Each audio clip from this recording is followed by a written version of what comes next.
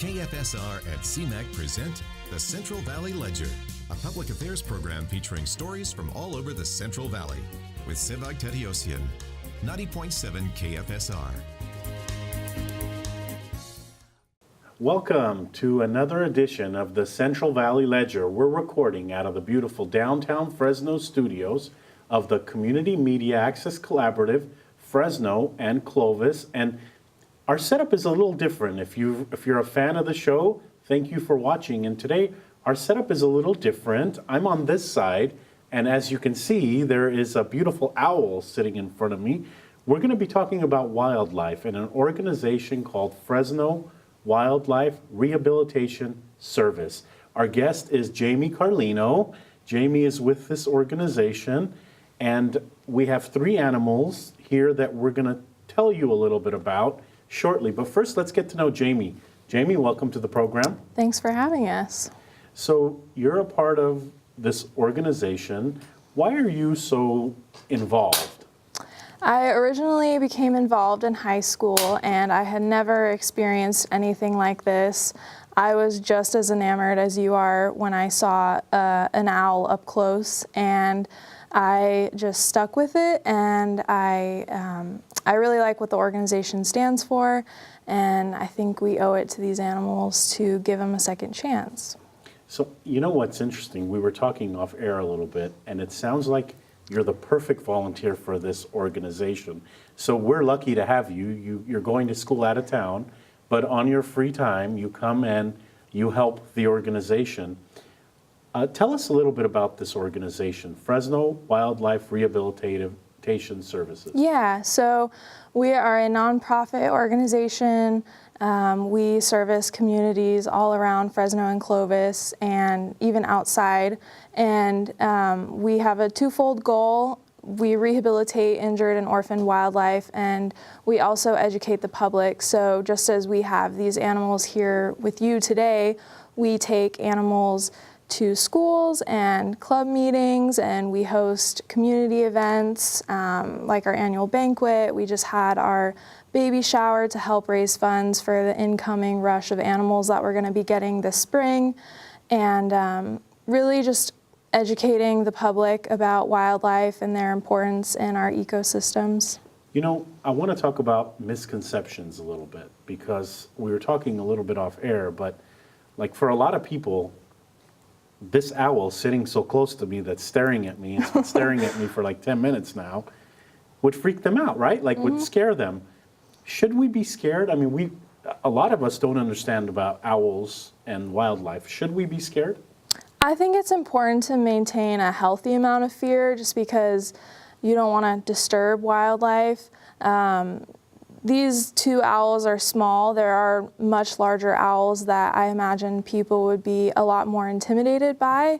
I'm sort of biased now because I've been working around birds like this for so long, and mammals that have big teeth and everything, that I'm not as intimidated. But I think for the public who's not normally around wildlife like this, I think it's important to maintain some fear. So you have birds here with us, and Kathy Gardner, who helped set this up, shout out to Kathy, who's watching us right now, reminded us that you also deal with all wildlife. So tell us a little bit about some of the other animals that you deal with. Yeah, exactly. So it's a lot easier for us to transport birds, so that's why they end up at most of our presentations and events. But we take in all native wildlife, including mammals, reptiles, snakes, and as far as mammals go, foxes, raccoons, possums, any native wildlife. If you find injured or orphaned, you can give us a call. So I'm driving, let's say, down the street, and I see an injured animal. How do I know that I would reach out to your organization? There's SPCA and there's different animal organizations. Kind of tell us a little bit on what would prompt me to call you? Exactly, yeah. For people that don't know about our organization, I think natural instinct would be to call the SPCA, and if you call the SPCA, they'll let you know about us and probably prompt you to bring the animal into the SPCA because we do daily pickups from there. If a person did know about Fresno Wildlife and gave us a call, we usually instruct them over the phone to safely get the animal in some sort of enclosure and then arrange a meeting to pick the animal up or what have you. One thing I found fascinating, I was reading your website, you have some pretty cool pictures and stories on there, but you're all volunteer. Like, I mean, that's amazing. That means that you have folks that care about this. So what do you need from the community? What is it that we can help you with? Obviously funds, but let's say someone is on a low income or a moderate income. How could they help you with your mission?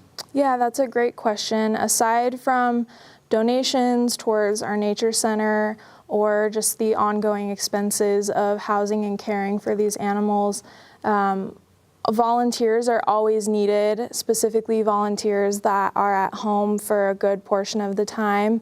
And I think that's one of the biggest things. So, and then how would you use volunteers? So let's say that someone's listening to this program now and says, yeah, I've got a couple of hours I want to give. What would be some of their roles? If the person is not specifically interested in working hands-on with the animals, which I know that's most people's go-to, they want to work hands-on with the animals, we always need people to transport, and especially people in different areas that we can connect people that call in with. If someone finds a bird in Tulare, you know, having volunteers in Tulare that can meet that person is really convenient and helpful to the person that found the animal. There's opportunities to work hands-on with the birds. There's opportunities to answer phones at our office and field calls coming in from the public about wildlife that they've found. Opportunities to work with schools like Kathy does. If you're really into educating and talking to the public, you can always come to events and you don't have to necessarily hold the birds, but you can speak about them and their natural history. And I would say there's a good variety of things that people can get involved with. So you saw my reaction when I found out that there was 3 birds and there was owls. I was excited. Is that the comment, like when I imagine when you take them to schools, the kids are excited, because I could just picture my kids seeing this animal and getting, at first they would be like, wow, it's an animal, and then I would imagine they'll want to play with it. But do people like, do you see a lot of the wow factor in what you do? Like, wow, there's an owl sitting right here. Definitely, yeah. We get a lot of people, especially when we do presentations for children. We have to remind them to use their inside voices, because these birds are, they've gone through lots of training to be this calm in this situation. So we have to remind them of that. But we also get a lot of interesting questions, like asking if they're real, or which is totally normal for someone who's never seen an animal like this up close. But yeah, we do get a lot of really surprised faces. So these owls, each one of these birds today have a story. So let's start with this beautiful one sitting in front of me, then that beautiful one, and that beautiful one. Yeah, sure. So the owl sitting in front of you, that's Bellatrix. She's a western screech owl, and she got hit by a car. Oh. You can probably see on your side, that wing closest to you, it sticks out a little bit. And they have to be at the top of their game to survive in the wild. There's no second chances. If they're not feeling well one day, they don't have mom to take care of them. They have to go out and hunt for their own food. So although we rehabilitated her and her wing is set now, she wouldn't be able to fly in the wild and hunt for herself. So she is cared for by volunteers here. And Kanga in the middle, she is a burrowing owl, and it's a special treat to have her here because their populations aren't doing as well in the wild because of all of the urban development. They actually burrow in the ground. They take over the burrows of small rodents, and they live in families, which is another unique thing. And she was also hit by a car. You can see her wing. Can I stop you? I mean, I wouldn't imagine that owls get hit by cars, but I mean, it sounds like it's common. So is it like a nighttime thing where they're flying and the car doesn't see it, or are they on the ground? In Kanga's case, she's diurnal, which means she's active during the day, so it wasn't nighttime, but she blends in pretty well with her surroundings, so I imagine she was close to the side of the road in the dirt and someone hit her.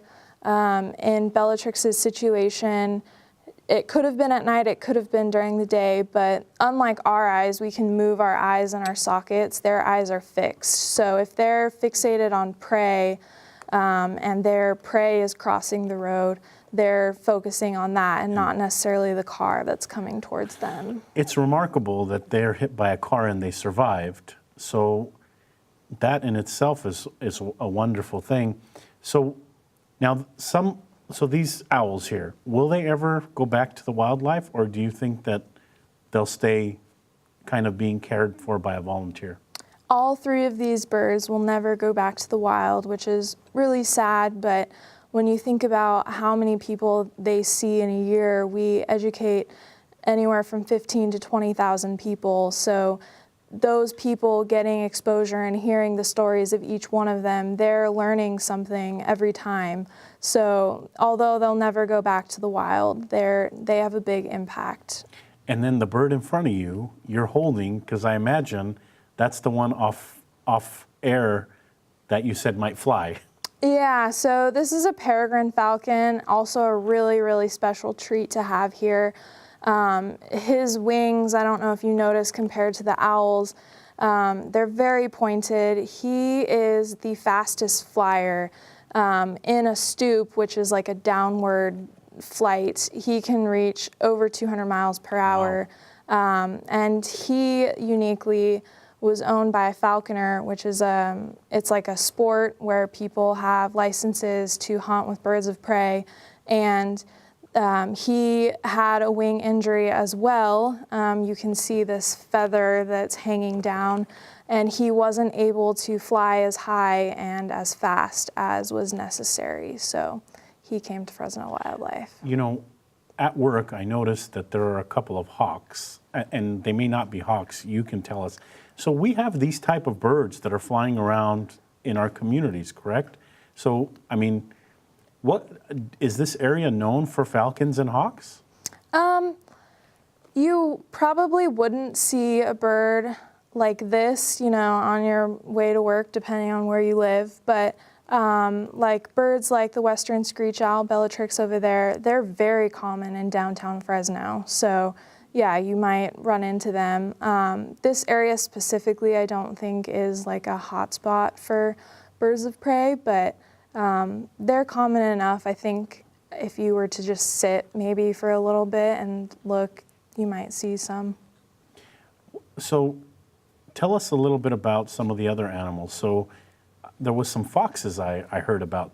Yes. Any stories you have with the foxes? Yeah, so we recently released a few foxes, and it's a really special story. We received a call for a lactating female that had been hit by a car. Wow. And she wasn't able to use her back legs.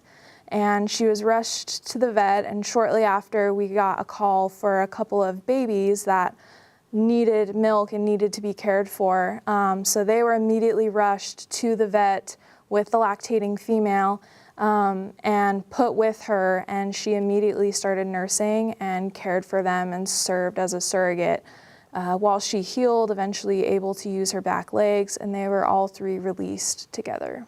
When do you know and this might be a tough question, but when do you know that, okay, now it's time for us to release this animal back to the wild? So in the case of injured animals, as soon as their injury heals and they go through like a trial period of making sure that they can fulfill all the necessary functions of surviving in the wild, that's a good indicator.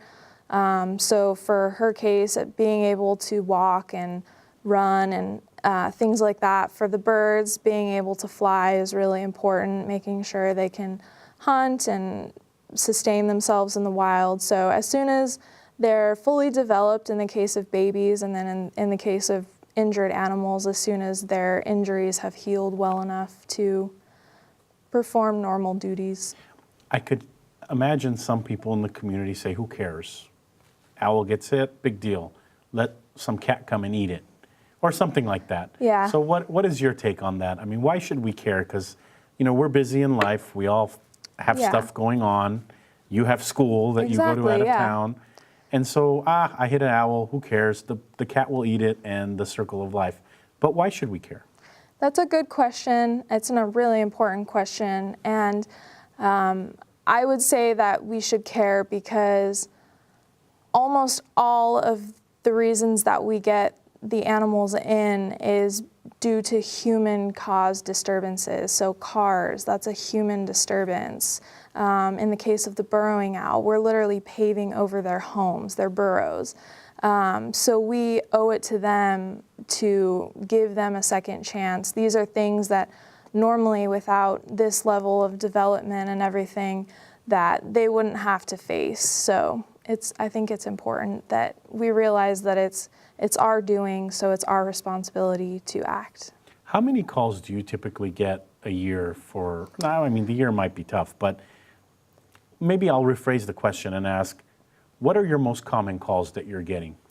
Calls is hard because we get a lot of calls, but I guess as far as animals that we see on a yearly basis, it's kind of a widespread depending on the weather, but anywhere from 400 to 1,200 animals. And those can be calls from, like recently we had received a long-eared owl. That's a very rare animal for us to get in. Really common calls, I mean, squirrels, possums. During baby season, we get a lot of baby owls, baby barn owls, baby great horned owls. So it varies, but anywhere from 400 to 1,200 animals a year. So this owl in front of me has ears, it looks like, or things sticking up, Yeah. maybe feathers. That one doesn't. So is that one of the things that differentiates them? Yeah, so they're feather tufts. They're not actually ears. Their ears are located, you can see her facial disc. It's kind of the ring of feathers around her face. If you were to peel that back, you would see her ears. They don't have, their facial disc essentially acts as like our outer ear, but she uses those ear tufts in the wild to help disseminate her shape against like a tree and allow her to camouflage better. Whereas Kanga, she also has her own type of camouflage. She's very spotted, and normally you would see her on the ground in the dirt, which I think she would camouflage very well with. And Rocky here, he nests in the wild, his species nests on rock cliffs, so he is a very nice color to blend in with rocks. You mentioned that the middle owl, which I forgot their name, but burrows, they live in burrows. Is it common for people to mistake them for like squirrels or something? Like, I mean, I guess when they're blended in, you might not even know that it's an owl. You might think it's something else. Yeah, that's possible. They take over the burrows of small mammals like squirrels.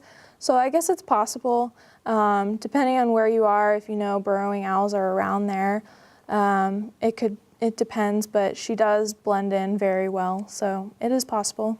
It's hard for you to tell, I know, but do we know the ages of these birds? Unfortunately, it's hard. For some birds, they have a juvenile plumage, so you can tell based on if you've seen them in their juvenile plumage and now they're in adult plumage, you can tell. For mammals, it's a little bit difficult as well. And then most birds, their initial molts and feathers growing in, it looks like their adult plumage. So unfortunately, no, and it's also not a for sure thing to sex them. You can use size as an indicator. Typically for birds of prey, females are gonna be larger than males, but again, it's not a for sure thing, so.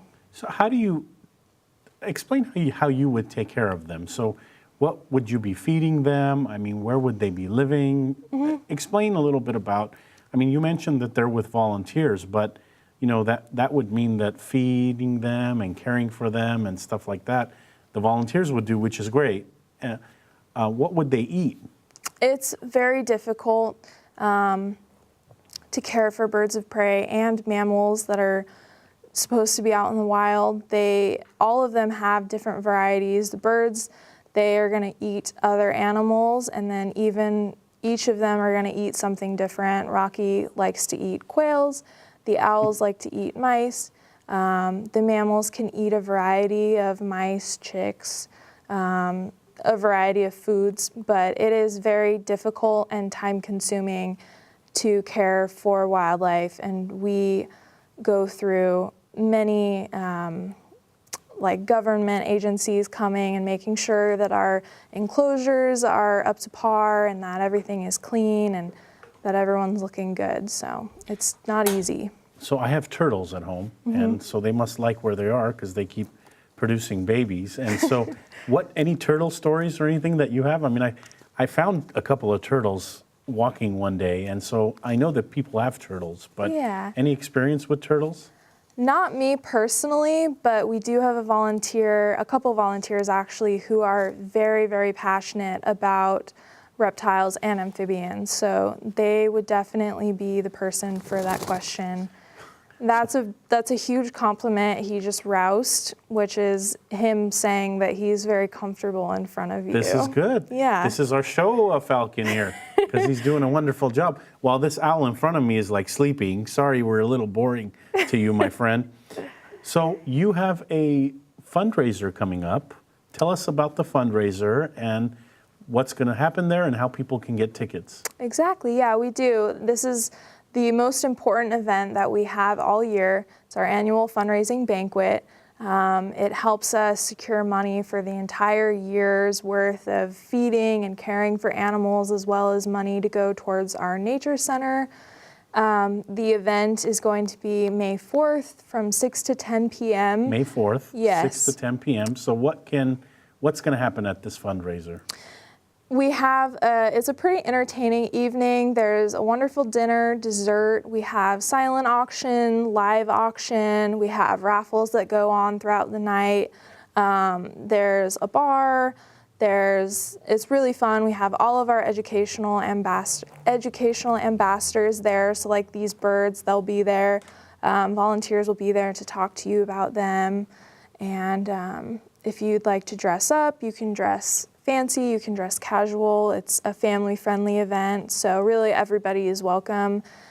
Tickets are $50 each, and you can purchase them on our website directly, fresnowildlife.org, or you can mail a check to the address also listed on our website. So I want to play a little devil's advocate here and say a community without you, Fresno without Fresno Wildlife Rehabilitation Service. Some people, again, I talked about it earlier, will say, they're just doing things to fill their time. What's a community without your organization? Our community without Fresno Wildlife would be really sad, in my opinion. It plays a huge part in my life, as well as other people's lives, not just volunteers, but other members of the community. Those 400 to 1,200 animals that we take in a year, those animals would be left to die. So also the niche that we fill in the sense of education, we really focus on educating not only adults, but young people, our future generations. Yep, There we they go. do You that. got comfortable. Educating our young people to care for wildlife and be great stewards of this earth. So education, I imagine that taking an owl in a classroom or a falcon in a classroom is a good way to educate people and kids.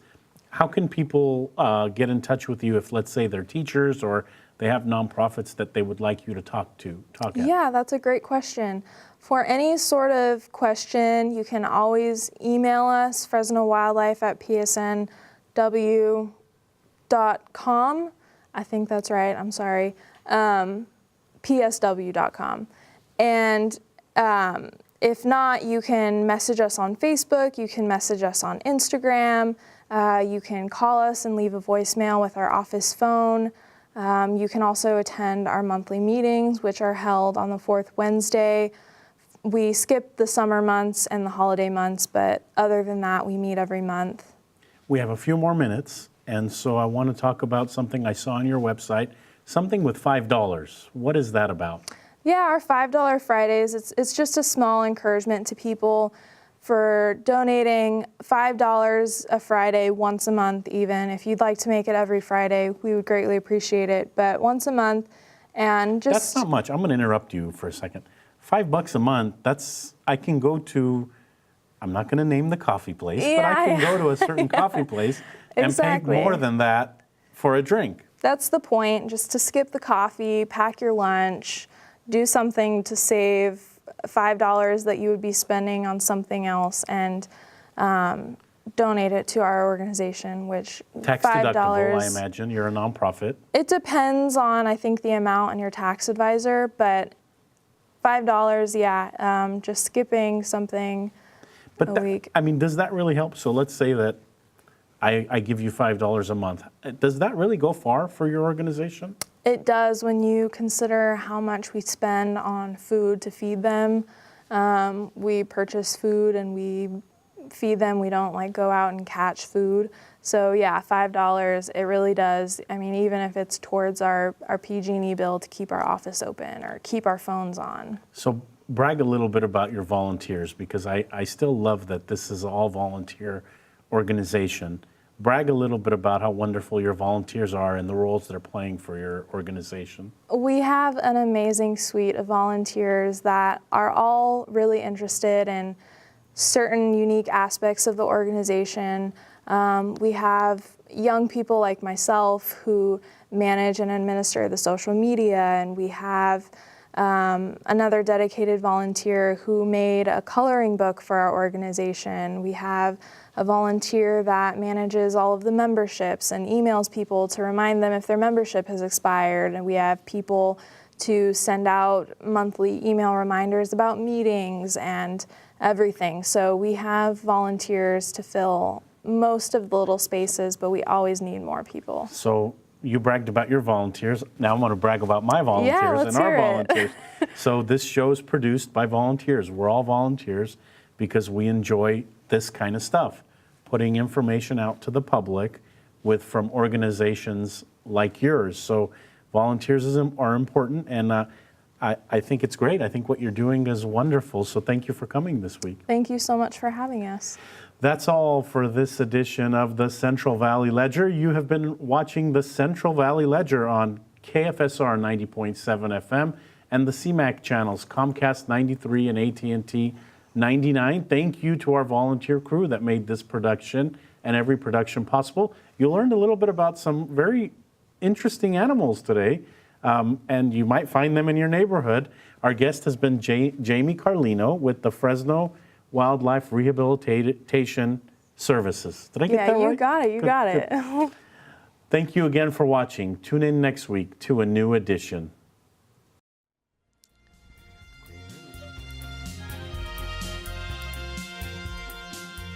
KFSR and CMAC present the Central Valley Ledger every Sunday morning at 11:30. For complete program schedule, visit kfsr.org.